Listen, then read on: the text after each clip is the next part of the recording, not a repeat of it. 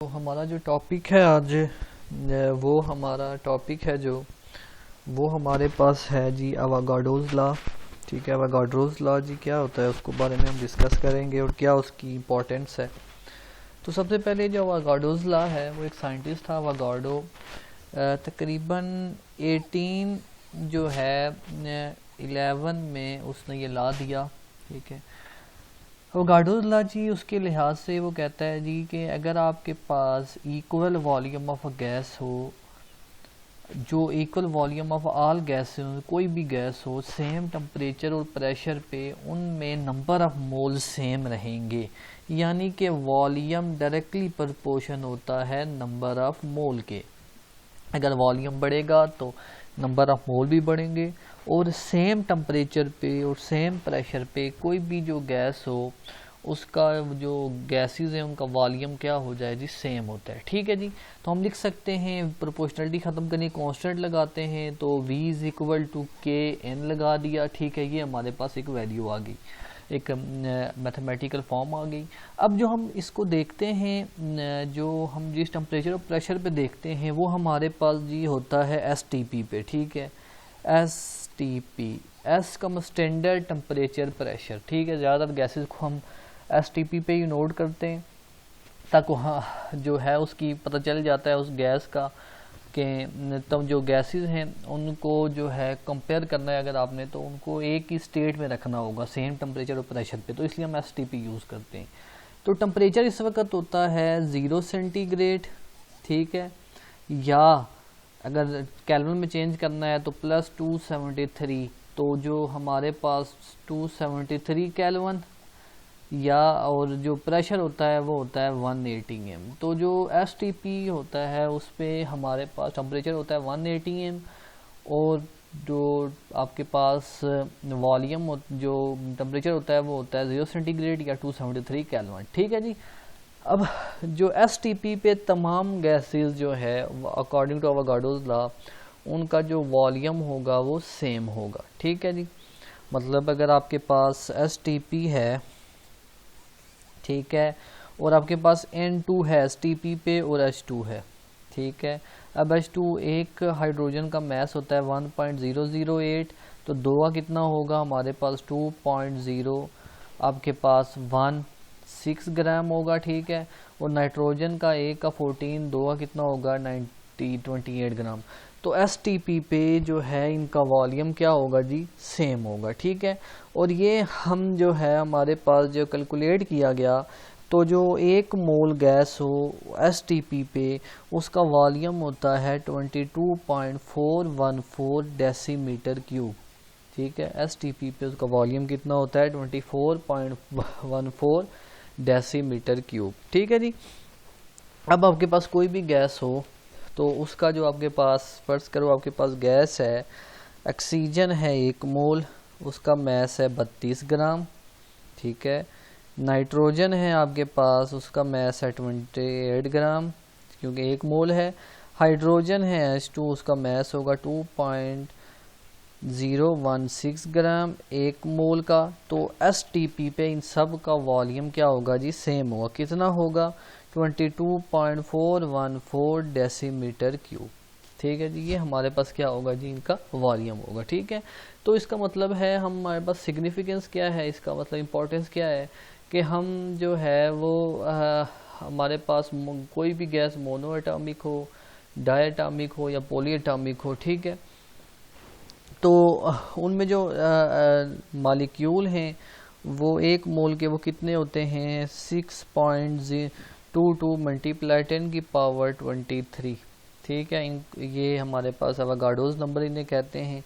मतलब 1 मोल कोई भी अगर गैस हो तो उनमें जो मोनोटॉमिक हो या डायटॉमिक हो तो उनमें नंबर ऑफ मालिक्यूल कितने होंगे, वो इतने होंगे। तो इसका मतलब है अगर आपके पास 1 मोल हो नाइट्रोजन, हमारे पास जी नाइट्रोजन है 1 मोल, ठीक है, उसके बाद ऑक्सीजन है 1 मोल, फ्लोरीन है 1 मोल, ठीक है, और कार्बन डाइऑक्साइड है 1 मोल। अब नाइट्रोजन का मैस कितना होगा आपके पास 28 ग्राम, ठीक है। ऑक्सीजन आपके पास जो है वो 32 ग्राम, क्योंकि एक का 16 होता है फ्लोरीन का। अब जो फ्लोरीन है उसका जो आपके पास एटॉमिक नंबर होता है वो 9 होता है, ठीक है। और मास नंबर जो है वो हमारे पास फ्लोरीन का होता है तकरीबन 19, ठीक है। तो हम जो है वो इसका जो आपके पास होगा 19 मल्टीप्लाई बाई 2, और जो कार्बन डाइऑक्साइड है उसका कार्बन का 12, ऑक्सीजन का 16 और 12 आपके पास 16 हो गया, ऑक्सीजन का 32 हो गया, और 12 आपके पास 44 ग्राम है, ठीक है जी। अब इन सब का जो है वो हमारे पास जो होगा नंबर ऑफ मॉलिक्यूल कितने होंगे, क्योंकि एक मोल है 6.22 मल्टीप्लाई 10 की पावर 23 सब में सेम होंगे। तो इन सब का वॉल्यूम कितना होगा, वो होगा 22.414 डेसीमीटर क्यूब, ठीक है जी। तो हम क्या, इसका मतलब है कि हम जो है कि हम इसकी इम्पोर्टेंस क्या है कि अगर सेम टेम्परेचर पे जो तमाम गैसेस हैं STP पे, उनका वॉल्यूम क्या होगा, सेम होगा, ठीक है जी। जब वॉल्यूम उनका सेम होगा तो नंबर ऑफ मोल भी क्या होंगे, उनमें सेम होंगे। मतलब एक मोल जो है वो आपके पास STP पे उनका वॉल्यूम कितना होता है 22.414। तो इसी तरह एक और थोड़ी एग्जांपल देख लेते हैं कि हाँ ये तकरीबन कैलकुलेट किया गया है कि अगर आपके पास हाइड्रोजन हो STP पे तो 0.09 ग्राम जो है हाइड्रोजन है उसका जो वॉल्यूम होता है वो 1 डेसीमीटर क्यूब होता है, ठीक है जी, सही है। तो हमारे पास क्या है जी कि इतना वॉल्यूम होता है, ठीक है। मतलब हमारे पास हम कह सकते हैं कि 0.09 ग्राम जो है वो हाइड्रोजन, उसका वॉल्यूम कितना होता है H2, उसका वॉल्यूम होगा हमारे पास 1 डेसीमीटर क्यूब, ठीक है। अब जो हमारे पास हाइड्रोजन है असल में उसका वॉल्यूम कितना होता है, अगर यहाँ पे 1 ग्राम हो हमारे पास, ये तो 0.9 ग्राम है, तो अगर 1 ग्राम हाइड्रोजन हो तो उसका वॉल्यूम कितना होगा, इसको जाकर डिवाइड कर देंगे 1 डिवाइडेड बाई 0.09, ठीक है। अब हमारे पास जो हाइड्रोजन है उसका कितना होता है 2.1016 ग्राम, ठीक है। तो अब इस इतने ग्राम का कितना वॉल्यूम होगा 1.09 मल्टीप्लाई बाई ये एक 1 का जवाब है 1 ग्राम का, तो 1 ग्राम से मल्टीप्लाई करना है किसको 2.016 को। तो हमारे पास इन सब का जवाब जो आता है वो आता है 22.414 डेसीमीटर क्यूब। तो यहाँ से भी प्रूव हो सकता है कि STP पे हमारे पास वॉल्यूम क्या होता है, इतना होता है किसी भी गैस का, ठीक है। तो जो कोई भी गैस हो जो उसका वॉल्यूम जो है STP पे कितना होता है 22.414, ठीक है। अब हम इससे कैलकुलेट जो आपके पास एवोगाड्रोस लॉ, हम इससे किसी भी गैस का अगर आपका मास दिया हुआ हो तो उसका वॉल्यूम कैलकुलेट कर सकते हैं, नंबर ऑफ मोल कैलकुलेट कर सकते हैं, ठीक है। किस तरह, हमारे पास एग्जांपल है एक 4.8, ठीक है जी। अब एग्जांपल 4.8 है, उसमें वो कहता है जी कैलकुलेट करें नंबर ऑफ मोल्स कैलकुलेट करने हैं हमने, ठीक है जी। नंबर ऑफ मोल कैलकुलेट करें, और साथ वो कह रहा है जी नंबर ऑफ मॉलिक्यूल कैलकुलेट करें, नंबर ऑफ मॉलिक्यूल कैलकुलेट करें, और साथ ही कैलकुलेट करें जी आप हमारे पास वॉल्यूम कैलकुलेट करें डेसीमीटर क्यूब में 10 ग्राम किसका, अमोनिया का STP पे, ठीक है जी। सब चीज़ें कैलकुलेट करनी है। सबसे पहले हम नंबर ऑफ मोल कैलकुलेट कर लेते हैं, ठीक है, अमोनिया का नंबर ऑफ मोल। अब हमारे पास वो क्या है, हमारे पास जी जो हमारे पास वो जो मोल कैलकुलेट करने हैं उसमें वो हमारे पास जो उसने मास दिया है अमोनिया का वो 10 ग्राम है, ठीक है। मास कितना है हमारे पास 10 ग्राम, ठीक है। अब जो आपके पास मोल होता है वो किस तरह कैलकुलेट करते हैं, मास को डिवाइड करते हैं मोलर मास पे। एम शो, छोटा एम शो कर रहा है, मैस को एम शो कर रहा है मोलर मैस को, ठीक है। अब इसके लिए हमें मोलर मैस भी चाहिए, तो अमोनिया का जो मोलर मैस है वो कैसे निकालते हैं, इसके एटम के मैस को जमा करते हैं 14 + 3, एक हाइड्रोजन का 1, तो 1.08 लिख लेते हैं, लेकिन ज़्यादातर 3 लिख लेते हैं, कोई इशू नहीं। 1 × 3, तो हमारे पास 17 ग्राम पर मोल जो है इसका मैस है, ठीक है जी, पर मोल इसका क्या है जी, मैस है। तो अब हमारे पास नंबर ऑफ मोल कैसे कैलकुलेट करेंगे, जो पीछे फार्मूला है हमारे पास, मैस को डिवाइड करना है मोलर मैस पे, तो मोल मैस हमारे पास कितना है 10, और मोलर मैस हमारे पास अभी हमने निकाला कितना जी 17। इन दोनों को अगर डिवाइड किया जाए तो हमारे पास जो आंसर आता है वो आता है 0.588 मोल्स, ठीक है जी। ये हमारे पास क्या आ गए जी, मोल्स आ गए। इसका मतलब है जो 10 ग्राम NH3 होगा इसमें इतने मोल होंगे, ठीक है। अब हमने इसमें नंबर ऑफ मॉलिक्यूल कैलकुलेट करने हैं, नंबर ऑफ मॉलिक्यूल। अब हमें पता है कि एक मोल में नंबर ऑफ मॉलिक्यूल तो अवोगाड्रोस नंबर के बराबर होते हैं, लेकिन चूंकि हमारे पास क्या है नंबर ऑफ मोल चेंज हो गए तो उसको देखना है, ठीक है। अब देखिएगा हमारे पास कि हमें पता है कि अगर एक मोल हमारे पास हो जी, हमारे पास क्या हो 1 मोल हमारे पास हो NH3, उसने कहा STP पे करना है तो STP, तो उसका जो हमारे पास कितने मॉलिक्यूल होंगे 6.22 × 10⁻23। कोई भी एक मोल गैस हो उसके नंबर ऑफ मॉलिक्यूल कितने होते हैं 6.22 × 10⁻23 STP पे, ठीक है। अब हमारे पास जो है वो आगे सूरत हाल ये है कि हमारे पास अब ये एक मोल नहीं है, कितना है 0.588 मोल है, तो मोल NH3 हैं, तो उसमें कितना होगा हमारे पास क्या जी, हमारे पास इसका वॉल्यूम हाँ नंबर ऑफ मॉलिक्यूल। तो हमारे पास अगर 0.588 क्या हों मोल्स हों, 0.588 क्या हों मोल हों NH3 के, तो उनका कितना होगा जो है वो मॉलिक्यूल, ये एक का है तो मल्टीप्लाई कर देना है इन दोनों को, ये हमारे पास दोनों को मल्टीप्लाई करेंगे तो हमारे पास जो आंसर आएगा वो हमारे पास आता है जी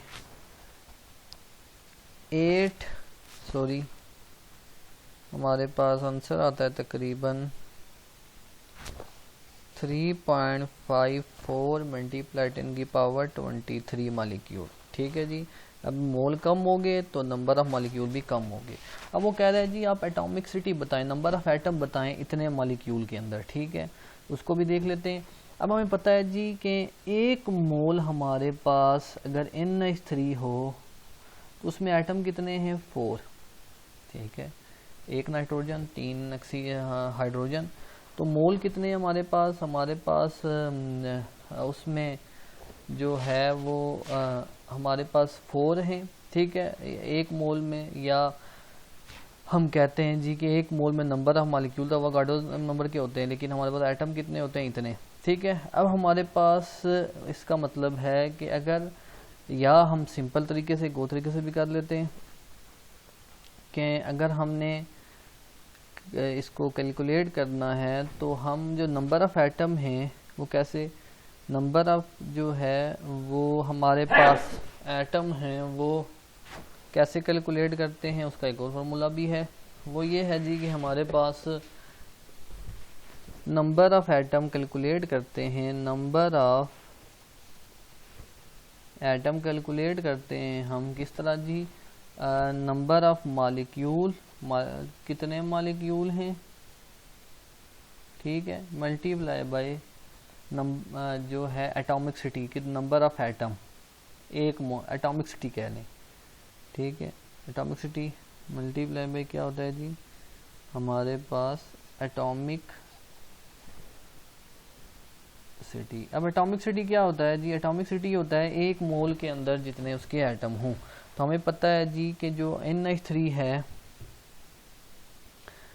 हमारे पास NH3, उसमें हमारे पास जो इसके नंबर ऑफ़ एटम हैं वो कितने थे, वो हमारे पास नंबर ऑफ़ एटम थे जी 4।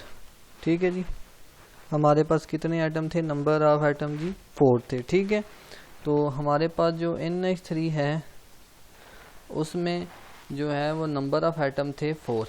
ठीक है, तो उसमें 4 हैं।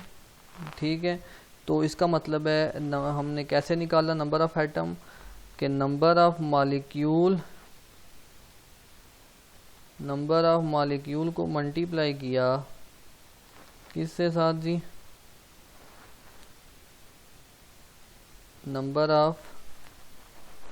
हमने नंबर ऑफ़ मॉलिक्यूल को मल्टीप्लाई किया किसके साथ जी, अब एटॉमिक सिटी के साथ, वो 4 है, अभी हमने देख लिया। अब नंबर ऑफ़ मॉलिक्यूल हमारे पास कितने आए थे, हमारे पास आए थे 3.54, तो 3 हमारे पास 3.54 मल्टीप्लाई 10 की पावर 23 को जब 4 से मल्टीप्लाई करेंगे तो हमारे पास जो आंसर आएगा वो कितना आएगा, वो आएगा 14.16 मल्टीप्लाई 10 की पावर 23 एटम। ठीक है जी, इतने एटम हमारे पास आ जाएंगे इतने मॉलिक्यूल में। ठीक है जी, नेक्स्ट जो आगे इसकी है वो कह रहा है जी कि वॉल्यूम बताएं आप STP पे। ठीक है, किसका, 10 ग्राम का। ठीक है, हमें पता है जी कि 1 मोल अगर आपके पास NH3 हो उसका वॉल्यूम होता है 22.414 डेसीमीटर क्यूब। अब 1 मोल जो होता है वो 17 ग्राम के बराबर होता है। 17 ग्राम NH3 जो है उसका हमारे पास जो वॉल्यूम है 22.414 डेसीमीटर क्यूब है। ठीक है जी, हमारे पास कितना है जी, हमारे पास 1 मोल जो अमोनिया है वो किसके बराबर होता है, 17 ग्राम। तो हमारे पास 17 जो आपके पास ग्राम NH3 है उसका वॉल्यूम, उसके में वॉल्यूम कितना है 22.414 डेसीमीटर क्यूब। अब 10 ग्राम का कितना होगा, ये डिवाइड कर देना है 22.414 डिवाइडेड बाय, बल्कि नहीं पहले हम ऐसा करते हैं, ऐसा समझ नहीं आएगी।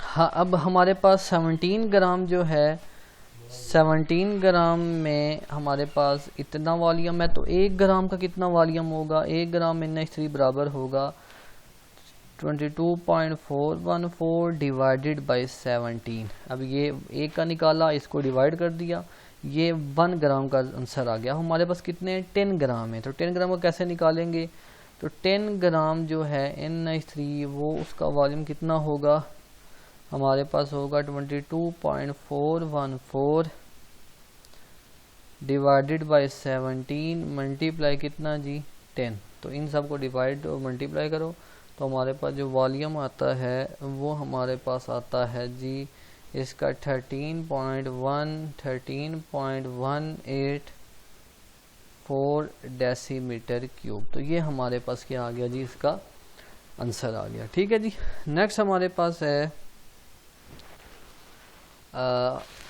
सेल्फ चेक एक्सरसाइज है, उसको भी देख लेते हैं। ठीक है, अब वो एक्सरसाइज कह रहा है जी कि कैलकुलेट करें number of molecule in 1 decimetre cube of oxygen. 1 decimetre cube है ऑक्सीजन, उसमें कैलकुलेट करने हैं number of molecule. 2 decimetre cube है हमारे पास हाइड्रोजन, उसमें कैलकुलेट करना है। और 2.5 डेसीमीटर क्यूब है सल्फर के साइज है 4.4। ठीक है, हमारे पास ऑफ नाइट्रोजन, इन सब में कैलकुलेट करने हैं। हमारे पास STP पे जो है वो हमने इन सब के नंबर ऑफ मॉलिक्यूल कैलकुलेट करने हैं। ठीक है, सबसे पहले हम देखते हैं ऑक्सीजन का। तो हमें पता है जी 1 मोल जो है STP पे इसका जो वॉल्यूम है 22.414 डेसीमीटर क्यूब होता है। 1 मोल ऑक्सीजन का जो हमारे पास अब हम क्योंकि नंबर ऑफ मॉलिक्यूल निकाल रहे हैं, ठीक है, तो हमारे पास वॉल्यूम दिया हुआ है तो हमारे पास मैस की ज़रूरत नहीं है, ठीक है। इसका मतलब है हमारे पास अब इसमें, तो इसका मतलब है कि जो 22.414 डेसीमीटर क्यूब जो है हमारे पास ऑक्सीजन, वो उसका वॉल्यूम कि उसमें नंबर ऑफ मॉलिक्यूल कितने होंगे, 1 मोल है तो हमें पता है अवागाड्रोस नंबर के बराबर होते हैं, ठीक है जी। इतने मॉलिक्यूल होते हैं मॉलिक्यूल, ठीक है जी।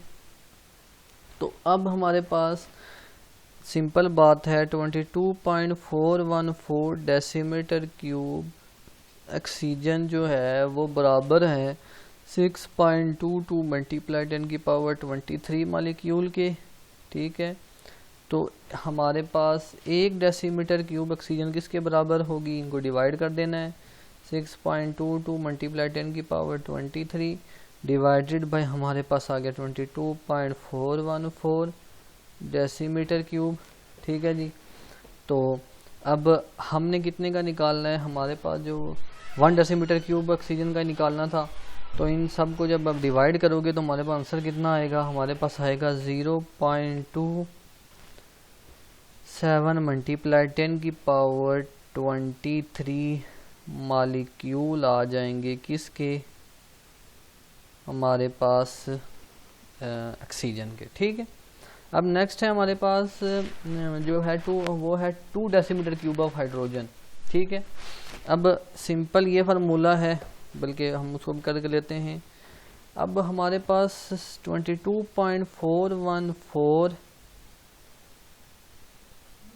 हमारे पास जो है वो 22.414 डेसीमीटर क्यूब जो हाइड्रोजन है उसके में नंबर ऑफ मोल हैं इतने, ठीक है। तो एक में कितने होंगे, 1 डेसीमीटर क्यूब में हमारे पास होंगे 1 डेसीमीटर क्यूब, 1 डेसीमीटर क्यूब में हमारे पास 6.22 multiply 10⁻23 divided by 2.414 decimetre cube, ठीक है।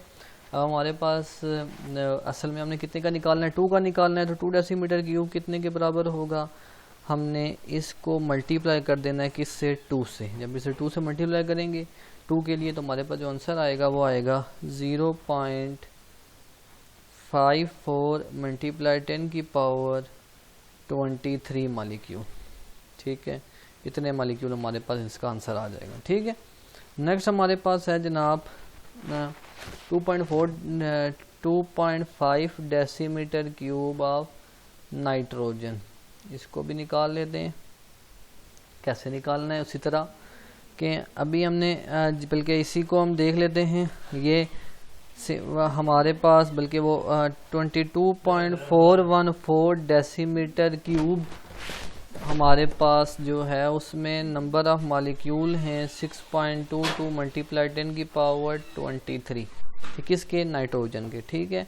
तो 1 डेसीमीटर क्यूब नाइट्रोजन में कितना होंगे, 6.22 मल्टीप्लाई 10⁻23 और डिवाइडेड बाय हमारे पास कितना आएगा 22.414, ठीक है। अब हमने निकालने कितने के हैं, 2.5 के निकालने हैं, 2.5 डेसीमीटर क्यूब ऑफ नाइट्रोजन। तो सिंपल बात है, ये 1 का आंसर है, इसको आप मल्टीप्लाई कर दो 2.5 से, तो हमारे पास जो आंसर आएगा वो कितना आएगा, वो आएगा जी हमारे पास 0.672 मल्टीप्लाई 10⁻23। ये हमारे पास था जी अवागाड्रोस लॉ और उसकी हमारे पास एग्जांपल।